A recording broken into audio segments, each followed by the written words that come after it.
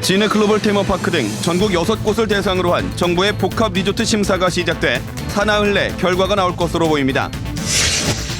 총선 선거구 가닥이 잡히면서 경남에서 새누리당은 내일 공천자 면접 심사를, 야권은 후보 단일화를 모색하고 있습니다. 사슴 광우병인 광록병의 추가 발생을 확인하기 위해 농장 3곳에 대한 검사에 들어가 이번 주말쯤 결과가 나올 것으로 보입니다. 근로자를 위한 문화체육공간을 마련했더니 기업 경쟁력이 높아져 중소기업들 사이에 환경 개선 노력이 확산되고 있습니다. 안녕하십니까. 이어서 경남 소식입니다. 황금알을 나는 거위로 불리는 정부의 카지노 복합 리조트 사업자 선정 심사가 오늘 시작됐습니다. 창원 글로벌 테마파크 등 전국 6곳이 참여해 조만간 2-3곳이 선정될 것으로 보입니다. 보도에 김현수 기자입니다. 싱가포르의 한 복합 리조트, 57층 호텔 3개 위쪽에 얹어진 선박 모양의 구조물로 유명한 곳입니다. 지상 200m 높이에서 도심을 내려다보며 수영을 즐길 수 있습니다. 호텔 객실 2,600개, 여기에 카지노와 컨벤션 센터까지 운영하며 한 해 관광객만 4천만 명, 수익도 3조 원이 넘습니다.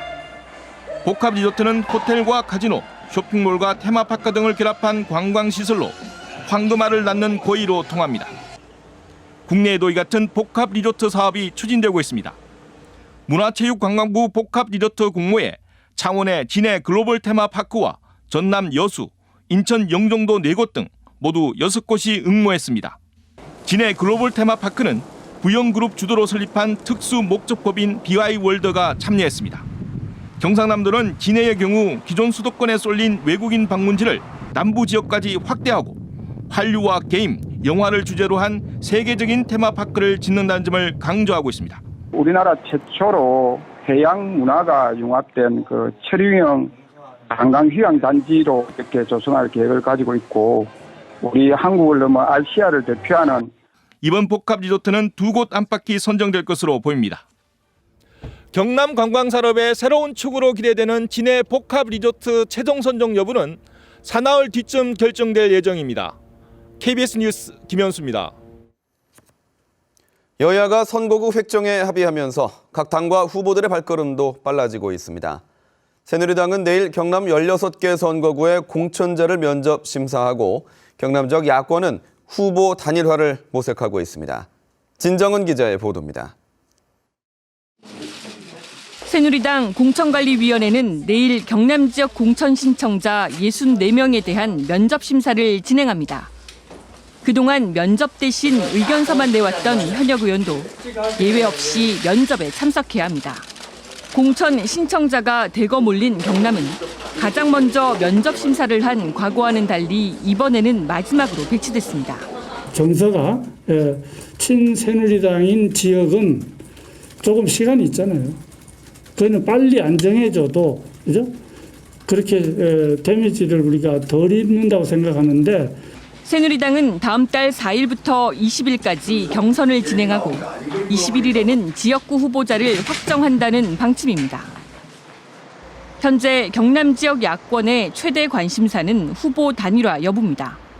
창원 성산구의 경우 민주노총 단일 후보로 확정된 노회찬 정의당 후보와 다른 야당 후보와의 단일화 성사 여부가 시험대에 올랐습니다. 창원 성산에 출마한 허성무 더불어민주당 예비후보는 이번 총선에서 완주하겠다는 의사를 밝혀왔습니다. 또 국민의당도 창원 성산에 후보를 공천하기로 해 야권 후보 단일화까지는 넘어야 할 산이 많습니다. 새누리당은 경남 공천 신청자 가운데 현역 물갈이 폭이 얼마나 될지, 또 야권은 후보 단일화를 위한 각 진영의 협의체를 마련할 수 있을지가 초미의 관심사로 떠올랐습니다. KBS 뉴스 진정은입니다. 사슴 광우병이라 불리는 광록병이 6년 만에 경남에서 발생했다는 소식 어제 전해드렸습니다. 검역본부는 최초 발생 농가와 관련이 있는 사슴 사육 농가 3곳에 추가 감염 여부에 촉각을 곤두세우고 있습니다. 김소영 기자의 보도입니다. 6년 만에 광록병이 발생한 진주의 사슴 농장. 검역본부는 이 농장과 거래 전력이 있는 농장들을 대상으로 감염 여부를 조사하고 있습니다. 광록병 발생 농장과 역학적 관련이 있는 농장은 진주와 함양 등 모두 3곳. 모두 지난 2012년 발생 농장과 사슴을 사고 팔았고 이 가운데 한 곳은 지난해에도 사슴 7마리를 거래했습니다. 3년에서 5년에 이르는 긴 잠복기를 고려할 때 감염 가능성은 적지 않습니다. 게다가 이 농장들이 지난 5년 동안 전국적으로 사슴을 팔아 양성 판정이 나면 역학조사 대상은 전국으로 확산할 수밖에 없습니다.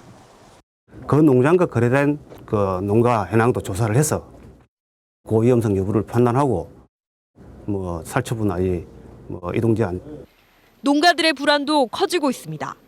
경남의 사슴 사육 농가는 211곳, 3,800여 마리가 넘습니다. 경상남도는 매몰 처분이 이뤄진 농장 4곳에 이동 제한과 출입 통제 조처를 내리고 나머지 농장 200여 곳에도 소독과 예찰을 강화하고 있습니다. 하면 안 돼. 진짜. 사는 건데 지금 죽을 마시고 말하면 뭘 사노. 광록병의 확산 여부를 가름하게 될 농가 3곳에 대한 검사 결과는 이르면 이번 주말쯤 나올 것으로 보입니다. KBS 뉴스 김소영입니다. 도로에서 갑작스러운 끼어들기 등으로 사고의 원인을 제공하고도 달아나는 경우를 비접촉 뺑소니 사고라고 하는데요. 어젯밤 진주에서는 이 같은 사고로 1명이 숨지는 등 사상자 3명이 발생했습니다. 보도에 황재락 기자입니다. 찌그러진 승용차 한 대가 도로 옆 인도에 뒤집혀 있습니다. 소방대원들은 부상자를 구하기 위해 안간힘을 씁니다. 어젯밤 진주 경상대 앞에서 일어난 사고입니다. 사고 충격으로 차량은 이처럼 크게 부서졌고 조수석에 있던 탑승자는 병원에서 치료를 받다 숨졌습니다. 차량 주인은 술을 마신 뒤 대리운전 기사를 불러 집으로 돌아가다 사고를 당한 것. 그렇다면 사고 이유는 무엇일까? 2차선으로 달리던 차량 앞으로 1차선에서 갑자기 차량이 튀어나옵니다. 피해 차량은 충돌을 피하려다 3차선을 달리던 통근버스와 부딪힌 상황. 깜빡이도 켜지 않고 무리한 끼어들기를 한 차량은 아무런 조치 없이 현장을 떠났습니다. 하지만 사고 발생 6시간 만에 경찰의 덜미를 붙잡힌 운전자는 자신의 난폭 운전 행위를 자백했습니다. 또 자신의 차량 블랙박스 영상을 삭제하는 등 범행을 숨기려 한 정황도 드러났습니다. 이건 단순 사망사고가 아니다. 그래서 저희들이 관제센터의 CCTV를 분석 확인했습니다. 6시간 만에 그 피의자를 근거해서 자백을 받았습니다. 경찰은 비접촉 뺑소니 사고를 낸 차량 운전자 24살 이모 씨에 대해 구속영장을 신청하기로 하고 사건 경위를 조사하고 있습니다. KBS 뉴스 황재락입니다. 창원 산업단지 내 공장이라고 하면 삭막한 이미지를 먼저 떠올리실 텐데요. 하지만 직원들을 위해서 문화체육 공간을 만드는 중소기업들이 하나둘씩 늘고 있습니다. 이 기업들은 이런 환경 개선도 경쟁력이라고 말합니다. 손은혁 기자가 보도합니다. 작업복 차림의 근로자들이 실내에서 족구를 합니다.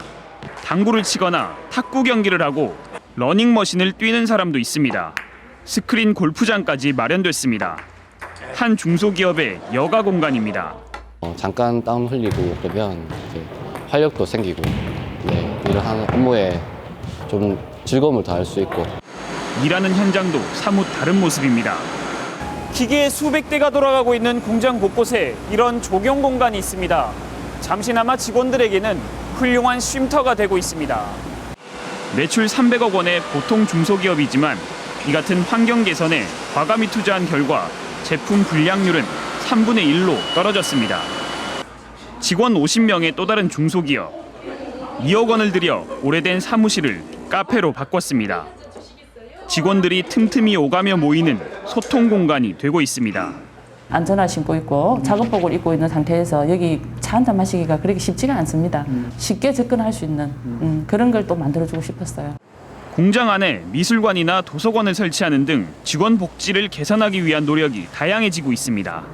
직원들이 애사심이 높아지게 될 것이고 그다음에 이를 통해서 좀 중소기업을 잠시 머무르는 직장이 아니라 이탈 방지에도 효과가 있을 것이고 그다음에 이제 근로 의욕이라든지 작은 환경의 변화가 직원들의 근무 의욕을 높이며 중소기업의 경쟁력으로 이어지고 있습니다. KBS 뉴스 손원혁입니다.